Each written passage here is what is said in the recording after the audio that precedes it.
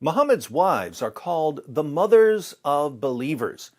Interestingly, Muhammad was originally called the father of believers in the Quran. But you can read today's Quran until your brain turns into hummus, and you'll never find a verse that calls Muhammad the father of believers. Why did Muslims disown Muhammad as their father? Let's find out. Muhammad's wives are called the mothers of believers because of Surah 33, verse 6. The verse reads, "The Prophet is closer to the believers than their own selves, and his wives are their mothers." Blood relations among each other have closer personal ties in the decree of Allah than the brotherhood of believers and muhajirs. Muhajirs are the Muslims who fled Mecca. Nevertheless, do ye what is just to your closest friends. Such is the writing of the decree of Allah. So, Muhammad's wives are the mothers of believers. Hey, what's this?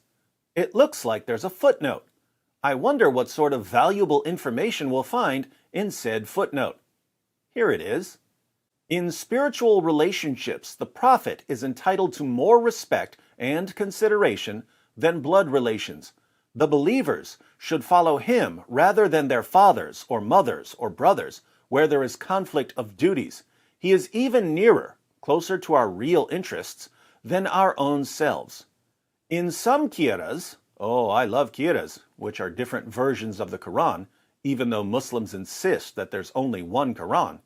In some qiras, like that of Ubay ibn Ka'b, occur also the words, "and he is a father of them," which imply his spiritual relationship and connection with the words, "and his wives are their mothers." Thus, his spiritual fatherhood would be contrasted pointedly with the repudiation of the vulgar superstition of calling anyone like Zayd ibn Haritha by the appellation Zayd ibn Muhammad, Quran 33:40. Such an application is really disrespectful of the Prophet. Now that's strange. In some qiras, like that of Ubay ibn Ka'b, occur also the words, "and he is a father of them." Who was Ubay ibn Ka'b? Ubay is not some even average Sahabi. He is the Qari of the Quran. He is the master. So, according to some early versions of the Quran, including the version of the master of the Quran himself, Surah 33, verse 6 should say not only that Muhammad's wives are the mothers of believers, but also that Muhammad is the father of believers. And yet, again, the Quran we have today doesn't call Muhammad the father of believers. Now, we're going to look at another passage about this missing phrase, but notice which chapter we're dealing with.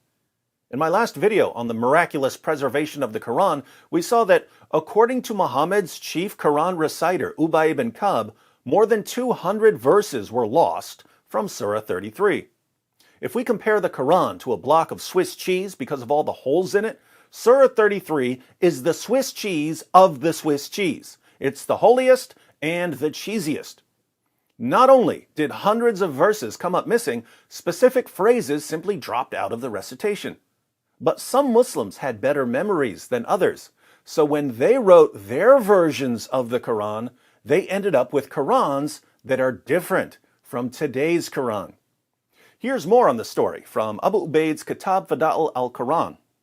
Abdul Ghaffar ibn Daud related to us from Abu Luhaya, from Ali ibn Dinar, from Khalid, that Umar ibn al-Khattab passed by a man who was reading aloud from a codex, "The Prophet is nearer akin to the believers than they are themselves. His wives are their mothers, and he is their father." Surah 33, verse 6. So, this Muslim was reading a Quran that's different from today's Quran. As we're about to see, he was reading from Ubay ibn Ka'b's version of the Quran. Said Umar, "Separate not from me till we find Ubay ibn Ka'b." Umar had to get to the bottom of this. When they came to Ubay ibn Ka'b, he said, "O Ubay, may we not hear how you recite this verse?" Said Ubay, "It was among the things that dropped out." More than 200 verses were lost from this chapter. Ubay says that the phrase, "and he is their father," was among the things that were lost from the standard Muslim recitation. Said Umar, "And why were you away from it then? This is hilarious. Where were you when that part was mysteriously disappearing from the Quran?" Said he, "There kept me away from it what did not keep you. So it dropped out for you, but not for me, because I have a better memory than you." Now, if the phrase, "and he is their father," dropped out of the Quran version that Umar used, but it was still in Ubay's Quran, were there different versions of the Quran? Absolutely. Is there only one Quran? Definitely not. Why do Muslim scholars and apologists tell Muslims that there's only one Quran perfectly preserved from the time of Muhammad? Because they're liars. How are our Muslim friends going to respond? The same way they respond to the fact that hundreds of verses were lost from this chapter. Oh, those things were abrogated. The phrase, "and he was their father," was abrogated. But there are a few problems here. First, abrogation is supposed to refer to Allah canceling certain commands in favor of new commands. But "he is their father" isn't a command, it's a description of Muhammad's relationship to Muslims. Did Muhammad's relationship to Muslims change? Was Muhammad the father of Muslims for a while until Allah changed his mind? Why would Allah abrogate that part of the verse? Why did Allah want Muslims to have mothers but no father? Second, here's a question for Muslims. Is the phrase, "and he is their father," along with the 200 plus verses that were lost from this chapter, a part of Allah's eternal tablet of the Quran? If you say that they aren't in Allah's eternal Quran, then you're saying that hundreds of verses and certain phrases that aren't in Allah's eternal Quran were temporarily added to the earthly Quran, but were eventually removed. If you say that they are in Allah's eternal Quran, then you're saying that the Quran we have today is incomplete. Muhammad is the father of Muslims in Allah's eternal tablet, but he's not the father of Muslims in the Quran Muslims have today.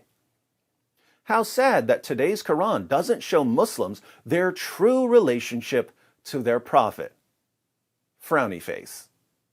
Third, notice that the early Muslims were extremely confused about what's supposed to be in the Quran.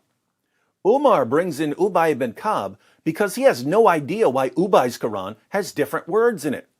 Ubay has to explain to him that the phrase, "and he is their father," somehow dropped out. Umar and the other Muslims around him don't seem to remember the original version. But if so many Muslims were memorizing the Quran, wouldn't they remember the original wording? And wouldn't they remember when part of it was abrogated? This destroys the Muslim myth that the collective memory of the Muslim community can somehow guarantee the perfect preservation of the Quran. Muslims didn't come close to preserving the Quran accurately until they started writing it down and burning variants, and even then, they didn't do a very good job. So, once again, Muslim sources obliterate a Muslim myth.